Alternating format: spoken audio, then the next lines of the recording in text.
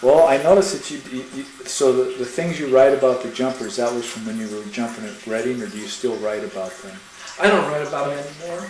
I was writing a lot of stuff while I was jumping because it was fresh in my mind, and so I would try to keep it up, keep the writing up, Yeah. and I probably fired off a dozen stories, and then submitted them to Smokejumper magazine. So some of them are in there. Yeah.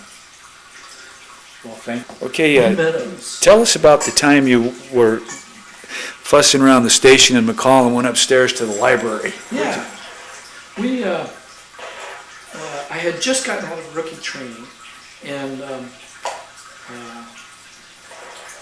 Moto, what was his full name? We all called him Moto, was one of the old guys there. You know, like, he wasn't around.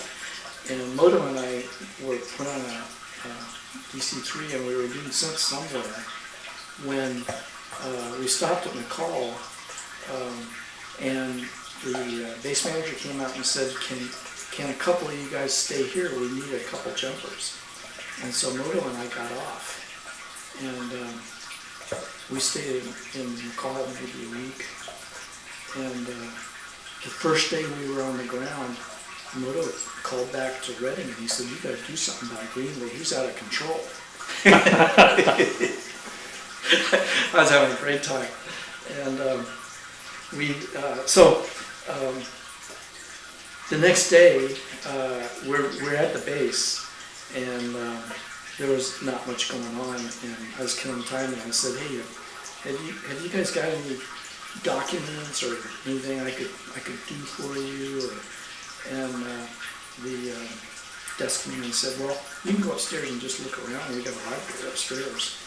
And I went up these stairs they got there at McCall, poked my head up, and here's all the walls are just surrounded by books and cardboard boxes with files in them and everything. And so I figured, well, if I go over there, that's probably the earliest, and so that would be the most interesting. So I reached up and I pulled this box down, and here was an accident report. It's about 2 or 3 inches thick about an incident in New Meadows, Idaho.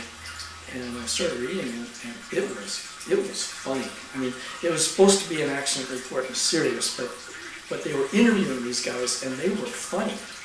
And it was 1988. The base got a call from the principal at the elementary school in New Meadows, and the principal said, "Can you send a jumper over? We're having a job day for the kids." And they said, "Well, we can do better than that. We'll send the whole load of jumpers over, and you can have the kids out on the football field in the bleachers, and we'll jump on the football field for them.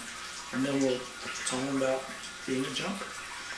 And they thought that was a great idea, so they got all the kids out there.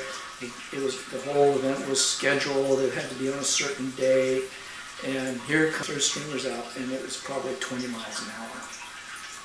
And the first guy in the door said, "Well, the kids are waiting for us. I'm going to do it." And he goes out, and he was the only guy that actually.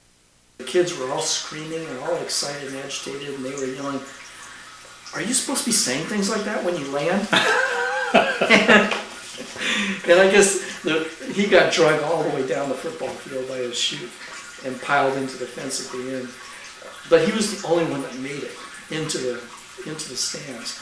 The rest of the jumpers landed in the community of New Meadows.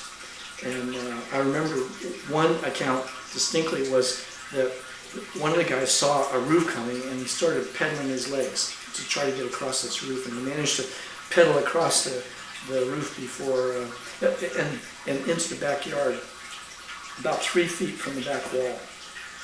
And he jumps up and turns around, and he's looking straight into the face of a woman standing in her kitchen in curlers with a coffee cup in her hand. And he could tell by the look on her face, he says, that she was about to scream. So I did the only thing I could think of and lifted my mask and gave her a salute. That's great.